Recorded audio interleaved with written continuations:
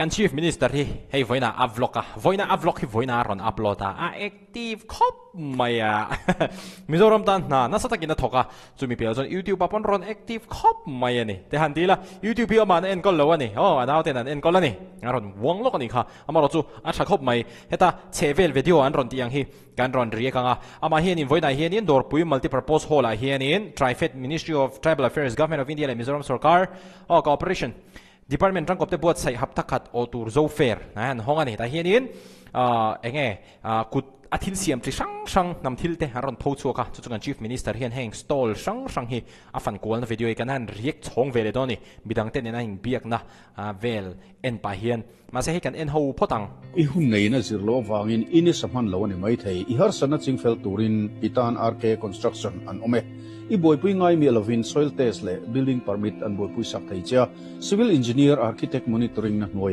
อินหุ่นเลยอัตรา building สักโซ่ทั้งอินอันโทสักไทยเจ้าอันนี้ทินอีอินซูมเจ้าใจชัดอีดู point red เนียมตะกินอันคอยสักไทยบอกเจ้าจู่ไม่บ้าค่ะ ceiling specialist อันนี้เบียกอินเล็กโอฟัน building red เนียมแต่อินอันเสียมสักไทยบอกอี building ลุยโตตักค่ะเชียร์แค่ง่ายลวินอัตมชัดนา column strengthening retrofitting อันที่ไทยบอกRK construction 8837 RK Construction เตะอินมาโมหุนาอินเราดอร์เชลโดเนียอินรีกิลาเฮ้ยอรุณาจัลประเทศอาจารย์อรุณกัลเต็มนี่เฮ้เอ็นอุลุคบไหมTurkey, this is Turkey meat. ที่คิดดิมรำดังอาจารย์อินอรุณาจัลประเทศจังเต็นรอนกัลนี่This is from Mizoram นี่เฮ้เดบงชีจากมา Mizoram ตัวเองนุ่งเหล่าป้วงเวจร์สัวว่าหันตีเบงเชงแม่เว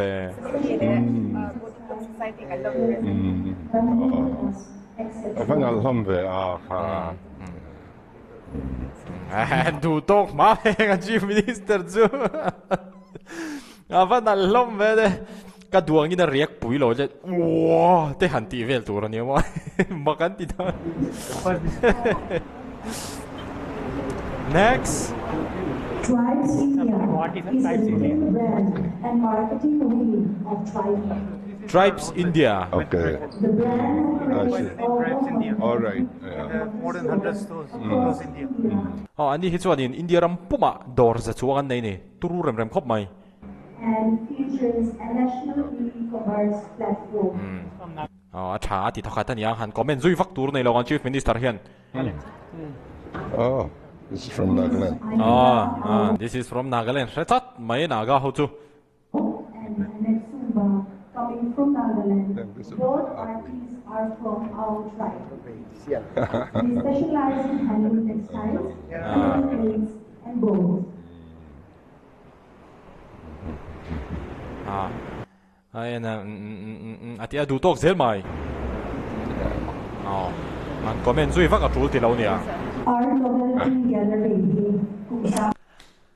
นุ่งเราจ้องจ้าเป็ดถูมบอกใช่ไหมนั่งมาสร้างจงนูไฟมั้งIt is dedicated to preserving and promoting คิไลเองเราไม่กดสวรุป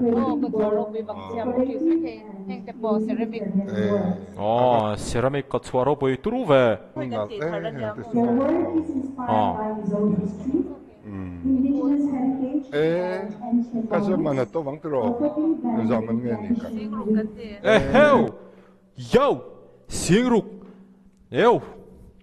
อามาเราจะอัตวันนั่นเลยพวกกันอีกตรูเร็มแล้วไหมอะไรอย่างนั้นเห็นไหมแต่ชิมอังจีเขาหิจโมตัวเราเท่เราเขาตักmaterial เซรามิกstoneware กันเข้ามาส่วนจะรู้เลยว่ามี process ค่ะลองไปเก็บมาถึงกันสวยๆเป็นกันเนี่ยเป็น brand color ตรูเว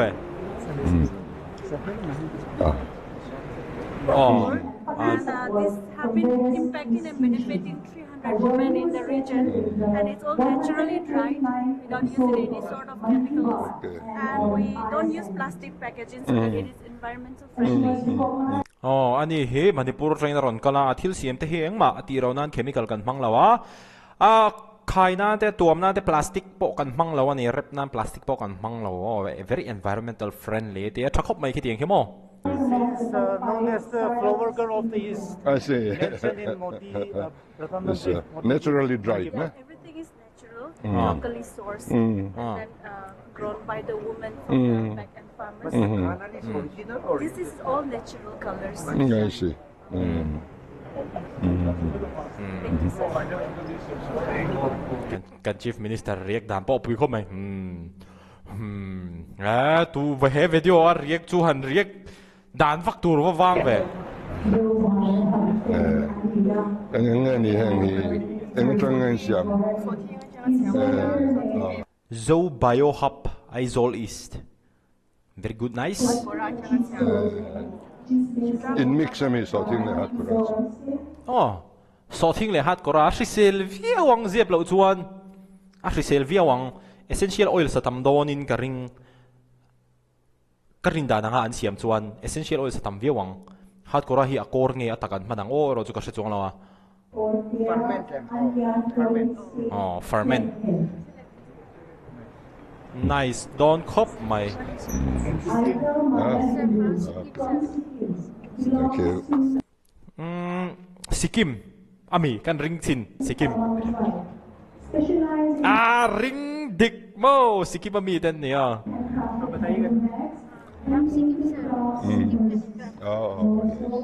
an zeitet an ni khi chuan CM present pek na chang an thlat nan Sikkim so khi stall dang kha chuan an hramia lo amaro chu CM khi chuan na be sei don chu lo amaro chu an zei big lat okay thank you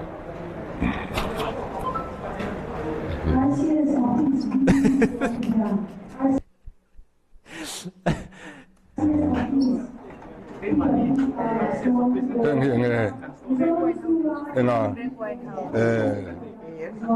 infiltrateim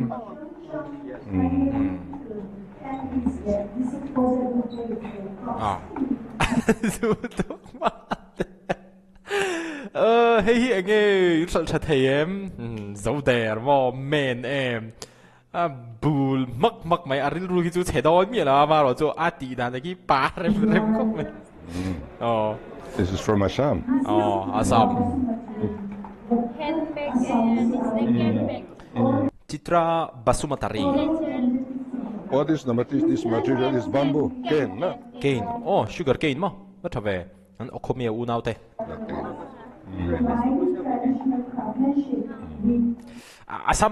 Assam an rot soila ta cho thil phat ka shin mi cheu nga hostel la kan khan hey tong dang te lo ni Assamese te chumo ka thiam masak perin sedem poimo lutuk murbuk lagi se karila tram lutuk ti kha kan thiam masaberani poimo lutuk mo dibrugar PhD ka ti zo ka chua don theng kha ka mang tangkai lutuk kami murbuk lagi se ti kha chumo poimo ni These flowers are artificial or natural? Artificial no, and it's a natural flower. Solar.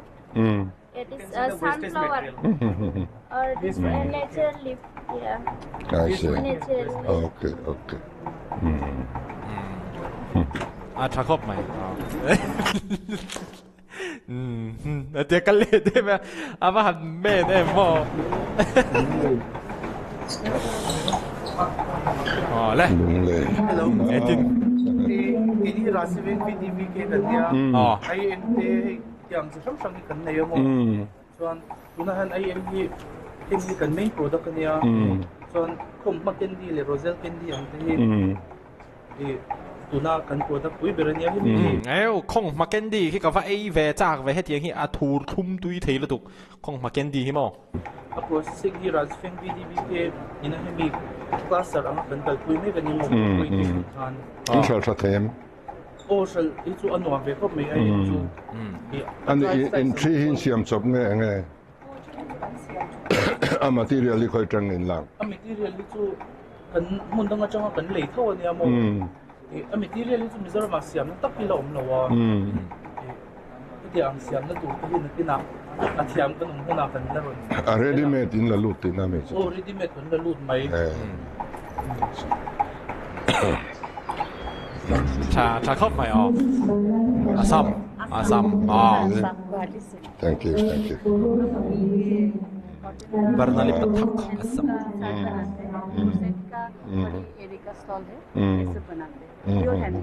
Okay. Pure handloom. Bon vậy.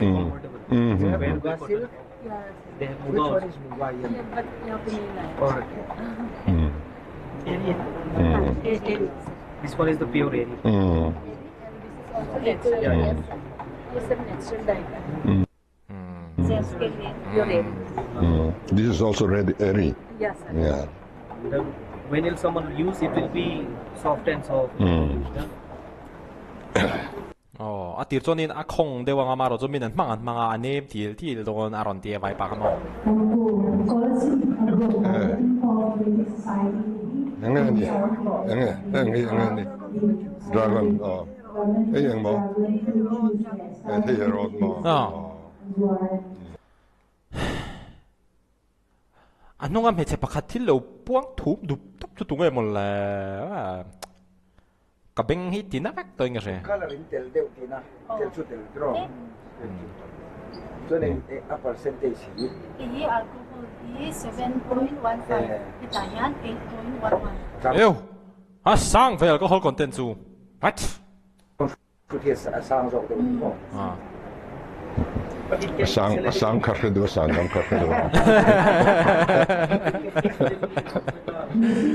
Ngal daga. From Tripura.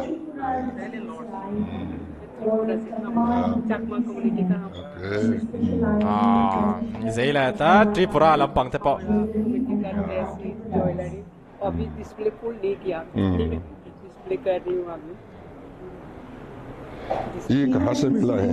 ये हमारा त्रिपुरा में हम नहीं बनाते हैं ना वो ज्वेलरी जो बनाते हैं उसको डिजाइन हम बोलते हैं वो लोग बनाते हैं और बहुत है वो हम ट्रेडिशनल का ज्वेलरी क्या क्या बोलते हैं उस हम उसको देख के वो बनाती है और ये ना डिजाइन क्वीन बनाते हैं डिजाइन हम देते हैं चूज करते हैं Usually master Ba bon ve man ti veng ani he. usually he has lots of partition. Design zong te po. His whenever he's the artisan usually prepared. और ये सिल्वर नहीं है उस सिल्वर का पॉलिश होती है हमारा सामान Silver and lights up ni ma. Kola se.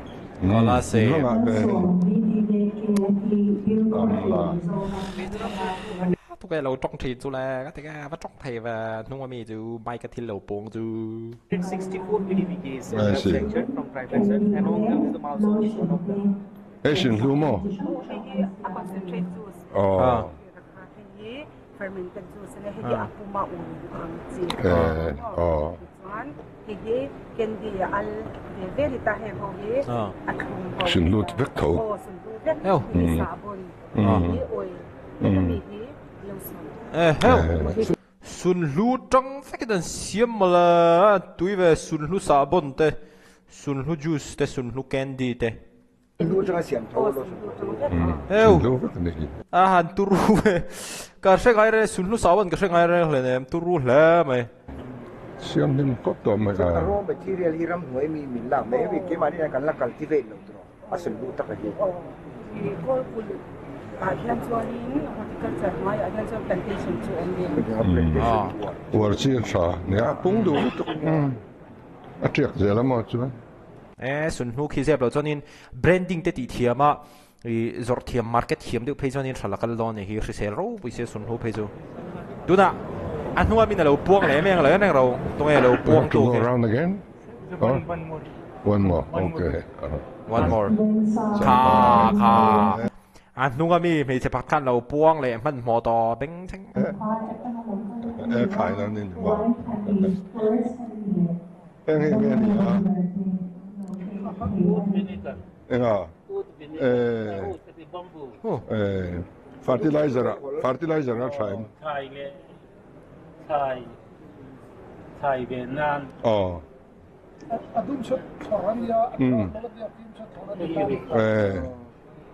Ani tak se.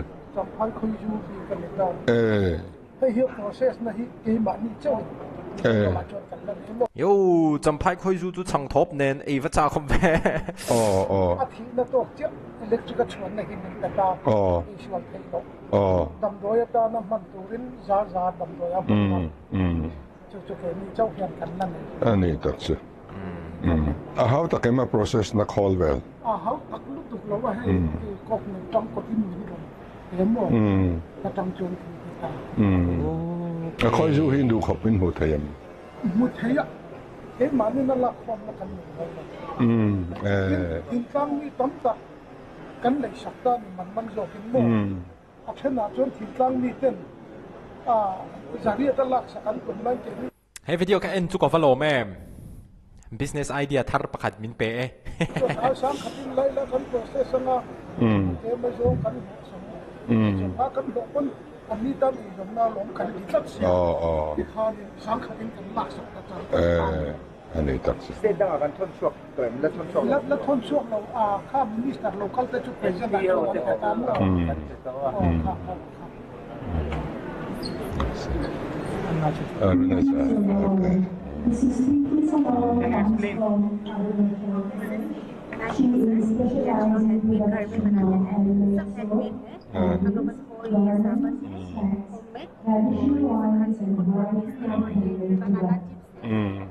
King chili pickles है ये सब वहाँ का ऑनर सकते हैं आरोना चल ठीक से यामन देखिए देखिए यो खाए लॉम लॉम जोंग तू रियत में खिबर में खाए Apa sabe?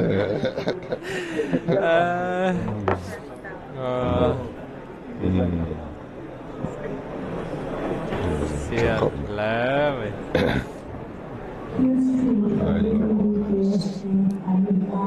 Khai. Cái tuần cuối ai rồi mình sẽ có phần nha. Chỉ đi bây giờ thì chỉ đi là mình sẽ mà đi vào cái gì nghe? Đây là gì? Là gì mà? Cho thì thì newspaper ở trong in sẽ mà varnish kan. Anh em mo.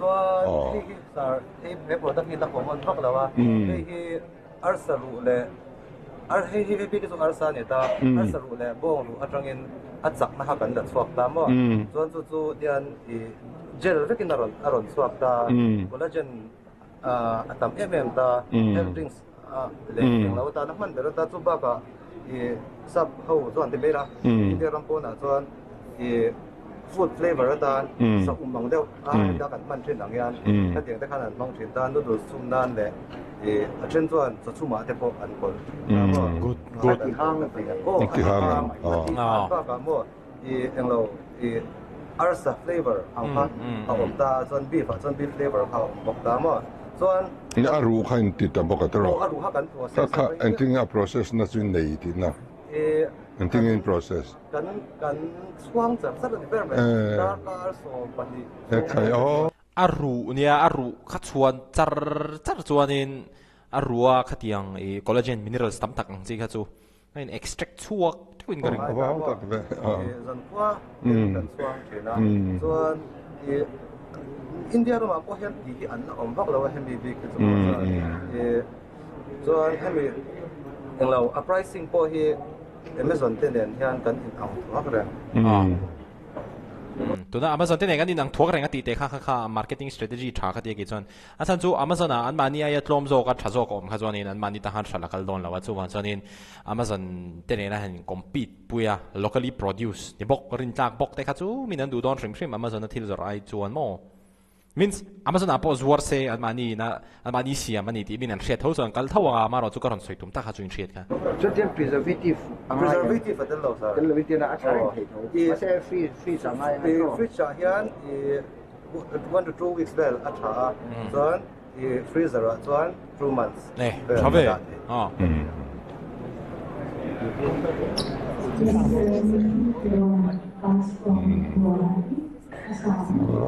เร็ว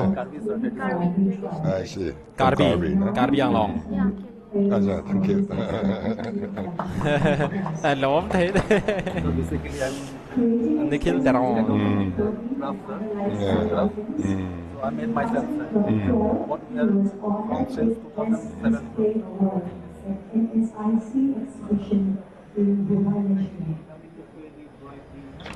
Chả khóc mày hí nào có lên vọng về hay chưa?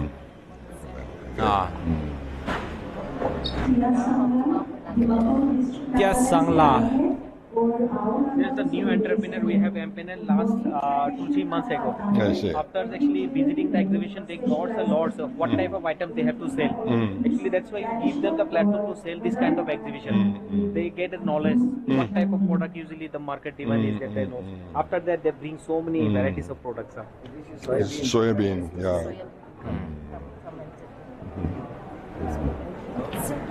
Here's the papaya. My name is Tingza Gangti. Mày có thiên lầu buông gì rồi người ta cái khi mà thì tuy lầu phát. This is my co-worker. Okay. Thank you.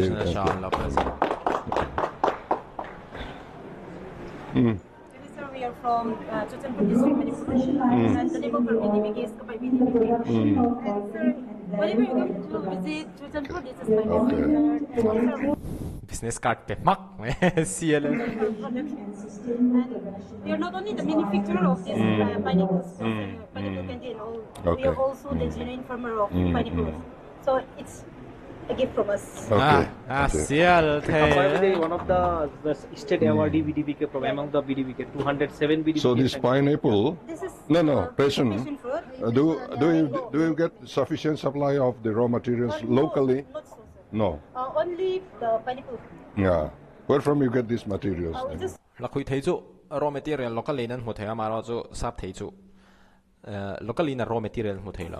gather it from local market. Yeah. Sometimes from some of our neighbors' garden. I see. And We can live with our farmers here. Yeah. okay. Yeah. We anti. The raw material. Pineapple too. Atam. Pineapple will be in plenty, no? But passion fruit may not be that grown in Manipur. Yeah. Yeah, that's pineapple candy. We also make pineapple jam, but today it is How did you try this one? Freeze drying or with dehydrator. dehydrator only? Not freeze drying. Not really. Dehydrator only.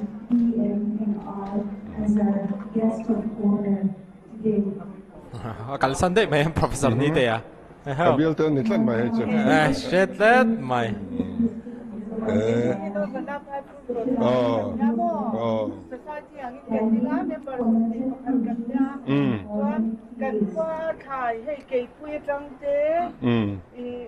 Quả lên chú nào cần này rồi đâu quả lên để lấy luôn loang rồi mấy mấy chuyện khác để chúng ta nó thật cần riêng ra cần hạt giá sáng thì xong có các công ty cần xa mà choán society ở hình cần là thiên ngẫu choán sáng thì xong thì cũng có trong khán society ở hai nền gì sản về nó cần giá cần thể thao cần hạt giá mà sẽ sáng thì xong thì phải giá chắc hẳn thì sẽ rồi cần mua mò giá là đi hạt trần quay nó sang miếng bể mà thì cần số nè mà mà choán cùng khát ra nên nuôi xong thì xong thung lết là cần giá society trong cái trần quay nó cần mua trần nhán cũng như là đi cùng mà khán cùng khát nuôi xong lúc đấy gần hoa chú nào choán nuôi xong ra cần cài cần riêng cần lên Yo, one turu về revenue cho là nuôi sống riết.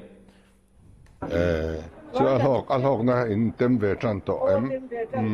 Cần râm lấy luôn loang rồi mấy trời rồi mấy chuyện khác xuống có xong thì phải cái Ang mo cho material la cho ang mo. material la choán thì cái quý nhà mo quả anh nhà ginger beer nhà pineapple nhà Well, ang chuang na ni râm hoài thì lấy luôn loang rồi mấy mẹ cả rồi na nó ra đến gần nhà gần hẳn thì ating ming chu ka khia ko lang chu. Ara chi na ni mo po lang chu. Mars nhà nó là choán tuôn hột thì phải là hàng gần sân rồi quả đến chú mo choán cho kể quý hi khơi bị nghe râm hoài thì cần qua mi râm hoài thì ai như đâu kì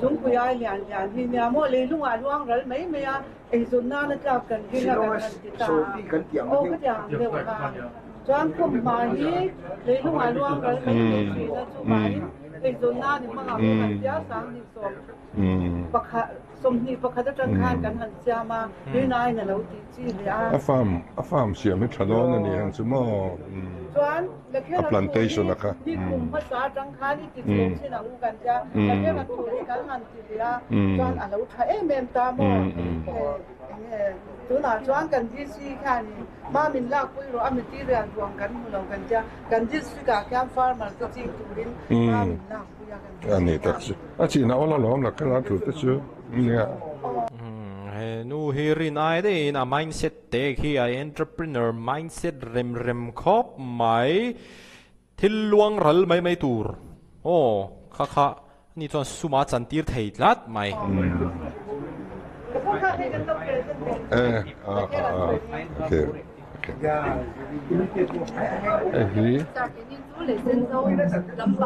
lei sen zo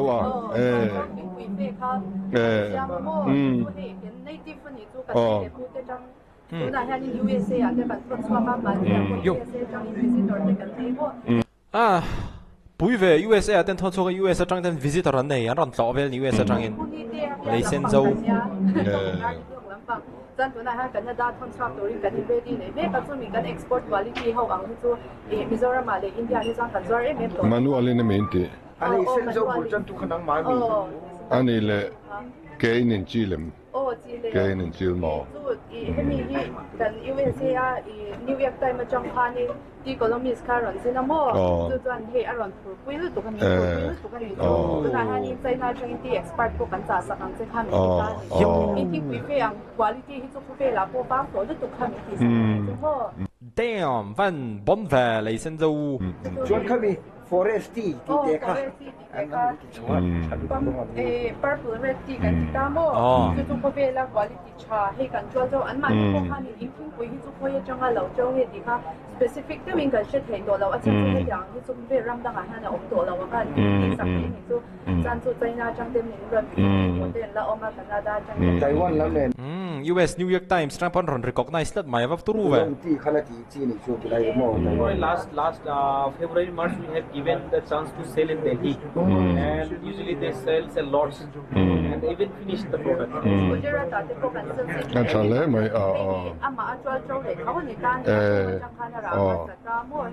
quality ang hi chu ko veram da om to lo pa property alo mak ve tu na han tourist opportunity ko kan nei chalut ko kan nei USA chang ko mi pali mi ro lo Canada chang te pon ani an ching ne mem king lai area chu ko da nga chang la kan hal lo kan mi ara ho kha an tu chang kan lo ram wa kan kon ti forest kha di forestation kha kan hal lo shi sa chang kan ko shai tu te pon ni ma sa se mai mo ki na te won khop bo ka